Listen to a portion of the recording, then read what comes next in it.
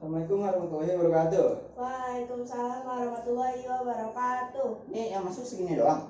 Iya Pak. Muridnya dikit, yang masuk dikit, gimana sih?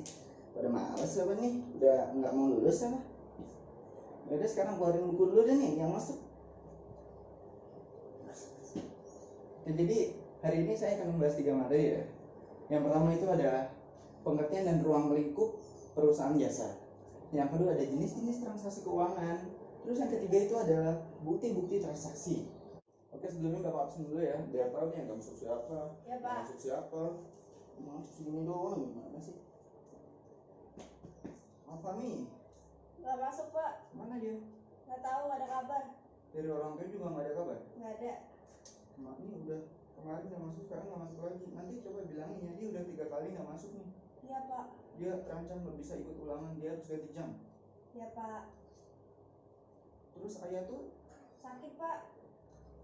oke, sakit apa dia? Nggak tahu. Udah Tahu 3 nggak? hari nggak masuk. Udah jenguk. Belum. Coba nanti jenguk ya. Iya Pak. Buah patungan aja tuh. Iya, Pak. Setiap orang. Terus Santoso, Hadir Pak. bagus, masuk terus nih anaknya, rajin. Digimon, Di luar kelas Pak, ada kegiatan. oh dia OSIS. Iya Pak. Oke. Mili, Hadir Pak. bagus. Terus Kira, Hadir Pak. oke.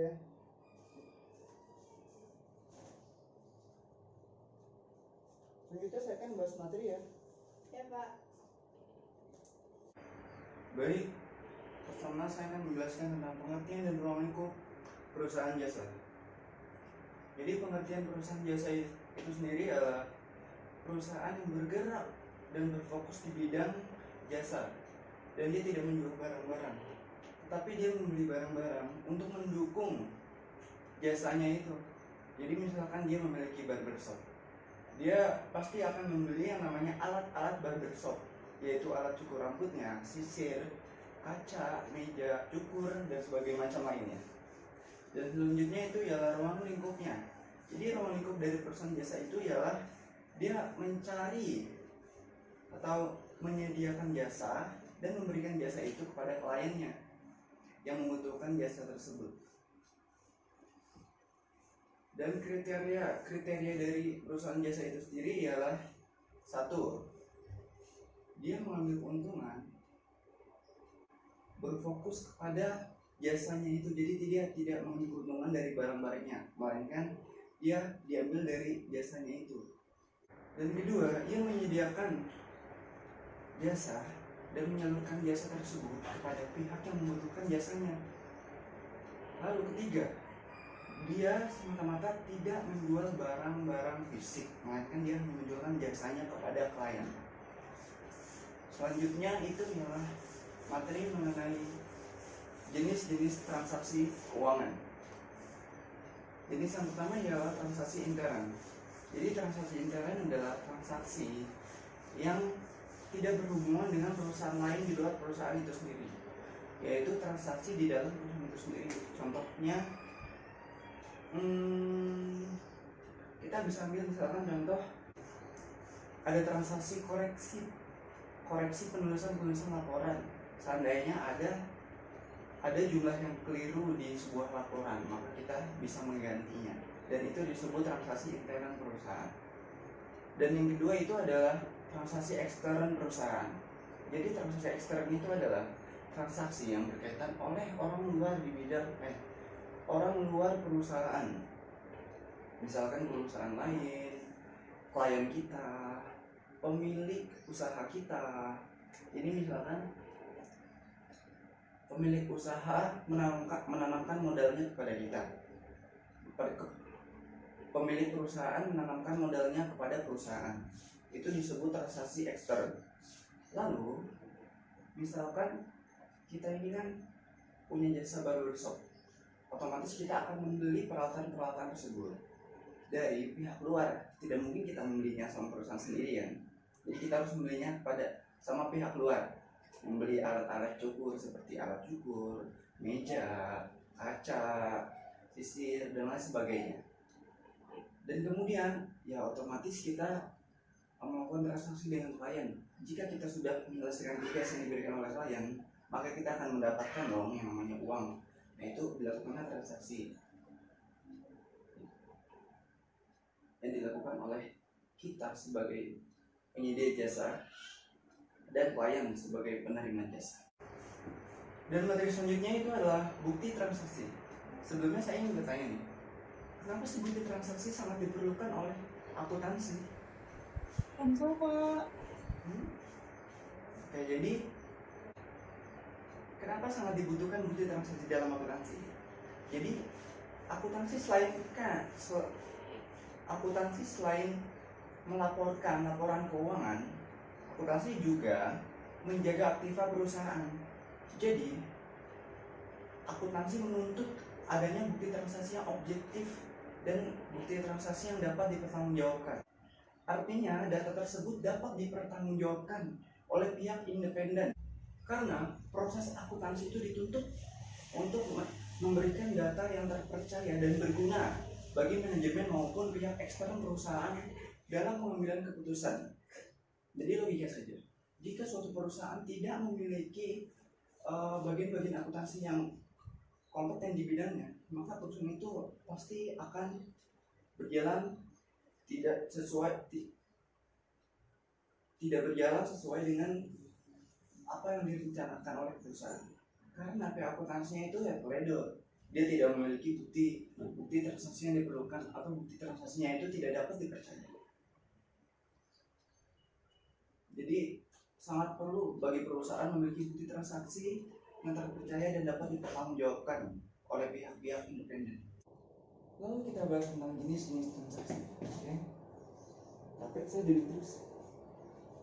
Oke, biasanya bukti transaksi itu setiap perusahaan berbeda-beda, karena setiap perusahaan membuatnya sendiri-sendiri sesuai dengan profil perusahaan mereka sukanya seperti apa. Tetapi yang namanya bukti transaksi pasti memiliki fungsi yang sama di setiap perusahaannya, yaitu untuk merekam jejak transaksi perusahaan tersebut. Oke. Jadi bukti transaksi yang pertama itu adalah kwitansi. Nah, kwitansi ini biasanya dibuat dan ditandatangani oleh penerima uang, dan kita menyerahkannya kepada pemberi uang. Lalu biasanya bukti transaksi itu dibuat menjadi dua reka. Yang reka pertama itu biasanya dibubuhkan materai sesuai undang-undang dan diserahkan kepada pihak yang menyerahkan uang kepada kita. Lalu lembar yang kedua diserahkan kepada kita sebagai penerima uang sebagai data bahwa ada transaksi pembayaran pada saat itu untuk kita catat di dalam jurnal laporan keuangan kita. Selanjutnya itu adalah kita membahas faktur penjualan. Jadi faktur penjualan itu ialah faktur yang digunakan untuk penjualan atau pembelian barang secara eceran dan dibayarkan secara kredit. Nah, tapi ada lagi nih, faktur penjualan secara tunai. Faktur penjualan secara tunai itu sama saja melakukan pembelian dan penjualan barang, tetapi dia tidak melayani pembelian atau penjualan barang secara eceran. Dia melayani pembelian secara rombongan atau langsung banyak. Misalkan satu kontainer atau satu peti ini gede, tapi membayarnya bisa tunai, bisa kredit. Lalu selanjutnya ada bukti transaksinya, namanya itu nota kredit. Nah, nota kredit ini digunakan untuk melakukan retur barang karena barang tersebut tidak sesuai. Jadi nota kredit bagi pembeli itu ya tentu saja untuk mengembalikan barangnya, bahwa ada barang yang rusak dan tidak sesuai dengan apa yang diinginkan oleh pembeli. Nah, selanjutnya nota kredit dari pihak penjual.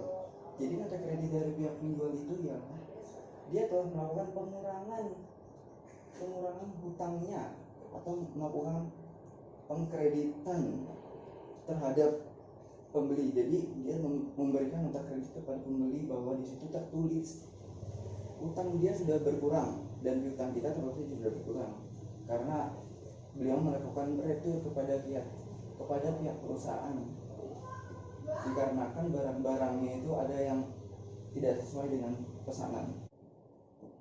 Selanjutnya ada bukti pengeluaran kas dan bukti penerimaan kas.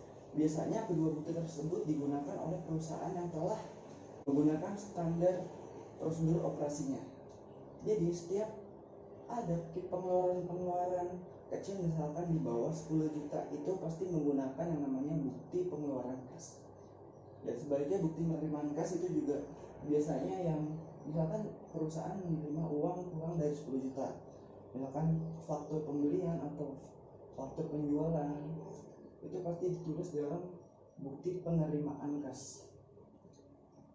Itu pasti bukti ini ya, penjualan kita menerima kas atau pembayaran hutang. Dan selanjutnya ada bukti memorial. Bukti memorial adalah bukti yang berbentuk memo yang diberikan pejabat perusahaan kepada bagian akuntansi. Itu karena ada transaksi-transaksi yang berpengaruh terhadap aktiva perusahaan. Contohnya penghapusan piutang, terus beban gaji pegawai, beban-beban yang harus dibayarkan, misalkan beban listrik, beban air, dan lain sebagainya. Dan misalkan pemilik perusahaan ingin mengambil uang di perusahaan tersebut untuk keperluan pribadinya, nah itu masuk ke dalam bukti memorial perusahaan, karena itu dapat mempengaruhi aktiva perusahaan. Nah yang terakhir itu adanya penggunaan struk cek ataupun itu sebagai alat pendukung. Misalkan kita tadi yang bukti pengeluaran akuntansi, bukti pengeluaran kas. Nah di bukti pengeluaran kas itu pasti ada struk pendukungnya, yaitu misalkan kita beli tadi alat cukur, pasti kita memiliki struk. Nah struk itu dijadikan bukti bahwa kita memang sudah mengeluarkan cash kita untuk membeli alat cukur tersebut. Jadi simpel saja struk. Misalkan kita belanja di Alfa nih, kita pasti dapat struk tuh, struk belanjaan. Kita udah beli itu ABC, beli ini kecap, gelas, sabun lagi, terus sampo. Itu merupakan pengeluaran kita bahwa itu adalah bukti ke perusahaan kita bahwa kita sudah membeli itu untuk keperluan perusahaan. Sampai di sini mau ditanyain nggak nih? Baik, Santoso. Saya masih belum jelas nih Pak yang transaksi eksternal sama internal. Jadi perbedaannya apa sih Pak antara keduanya itu? Oke, jadi pertanyaannya perbedaan antara transaksi intern dan transaksi eksternal perusahaan ya. Jadi gini, kan tadi saya sudah bilang transaksi intern itu adalah transaksi yang tidak berkaitan dengan perusahaan lain. Jadi transaksi tersebut hanya ada di dalam perusahaan itu sendiri. Sedangkan transaksi ekstern itu transaksi yang ada sangkut pautnya terhadap perusahaan lain. Misalkan tadi kan saya contohkan yang barbershop itu, kita membeli sesuatu pasti kan sama orang lain, nggak mungkin kita beli sama diri sendiri. Nah terus transaksi itu kan misalkan kamu nih punya usaha pijet ya kan, kamu habis pijet pasti kan dapat duit tuh. Nah pasti habis itu kan kalian pasti ada transaksi tuh, habis pijet pasti harus bayar. Nah itu bisa disebut transaksi eksternal perusahaan. Pas sudah mengerti? Oh gitu. Ya Pak, saya paham kok. Kenapa? Gampang Pak. Yang lagi nggak nih? Oke Mili. Maksud dan penyerahan jasa itu apa ya Pak? Oh jadi maksud dan contoh dari penyerahan jasa itu ya. Jadi penyerahan jasa itu kan misalkan kita menyediakan jasa misalkan yang tadi saya contohkan itu barbershop. Nah kita punya jasa barbershop. Nah kita menyerahkan jasanya itu, misalkan kita menyerahkan jasa cukur, kita cukur rambutnya ya kan sampai botak, terus kita cukur. Nah itu namanya menyediakan jasa kepada klien yang membutuhkan kita cukur rambutnya ya kan. Kalau pijit ya kita pijit badannya gitu. Ya itu saja menyerahkan jasa. Jadi kita memberikan jasa kepada klien yang membutuhkan jasa kita. Yang tadi sudah jelas ya Meli? Iya Pak. Ada mau ditanya lagi nggak? Oh iya, kan tadi Bapak bilang di setiap kwitansi harus dikasih materai. Yang mau saya tanyakan itu, apakah di setiap transaksi yang menggunakan kwitansi harus menggunakan materai? Iya. Ya, bentar ya. Gerak di sini nih. Iya Pak. Pasang AC lah Pak. Pasang AC. Beres dikit pasang AC gimana sih? Minta yayasan sana. Jadi tadi pertanyaannya itu ya, apakah setiap transaksi kwitansi yang menggunakan kwitansi harus menggunakan materai atau tidak? Iya Pak. Oke, itu ya tergantung ininya sih, tergantung perusahaannya. Dia ingin menggunakan materai atau tidak. Jadi misalkan dia disuruh bosnya atau disuruh perusahaannya untuk menyerahkan bukti kwitansi atau bukti pembayaran bahwa dia benar-benar membayar kos-kosan di suatu tempat yang dekat dengan kantornya, ya dia memerlukan kwitansi bahwa jadi saya sebagai pemilik kos-kosan ya harus memberikan kwitansi itu dong. Itu juga nggak perlu dibukukan materai juga sih. Tapi ya kalau perusahaan membutuhkan materai, saya juga bisa masang materai. Jadi ya sesuai kebutuhan aja. Misalkan butuh materai, kita pasang materai. Misalkan tidak butuhkan materai, ya juga nggak apa-apa, kita tidak usah pasang-pasang. Oh, jadi gitu. tergantung yang nempatin tempat tinggal itu ya Pak. Jadi nggak semuanya dikasih materai. Iya, jadi terserah itu aja, terserah yang bayar dia mau pakai materai atau tidak. Tapi bagusnya sih pakai materai biar itu jelas dan sesuai hukum. Oh iya Pak, makasih ya Pak. Oke, santuy. Oke, saya kira pertanyaan Mili mengakhiri pertemuan kita hari ini. Karena ya waktu yang sudah menunjukkan pukul 8:10 itu sudah bel. Jadi saya akhiri pertemuan hari ini. Lebih kurangnya mohon maaf. Wassalamualaikum warahmatullahi wabarakatuh. Oh ya, jangan lupa tuh temannya tadi dijenguk, buah-buah, patungan. Oke? Terima kasih.